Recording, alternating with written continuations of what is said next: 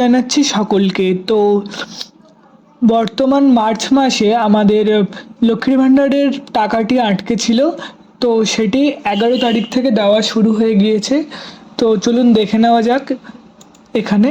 তো দেখুন 1700 টাকা 11/3/2026 পেমেন্টটি সফল হয়েছে এবং পরবর্তীতে আপনারা অনেকের টাকা 11 তারিখে ঢোকেনি, তাদের টাকা আজকের 13 তারিখে কিছু জনের টাকা ঢুকেছে এবং আম, কিছু কিছু করে টাকা তারা ছাড়ছে, এই কারণে 15 তারিখের অবধি ঢুকতে পারে কিছু লোকের টাকা, ও কিছু লোকের টাকা এখনো আটকে থাকতে পারে।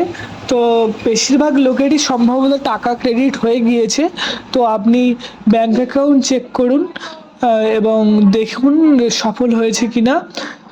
তো ভিডিওটি ভালো লেগে থাকলে সাবস্ক্রাইব করে দেবেন। ধন্যবাদ।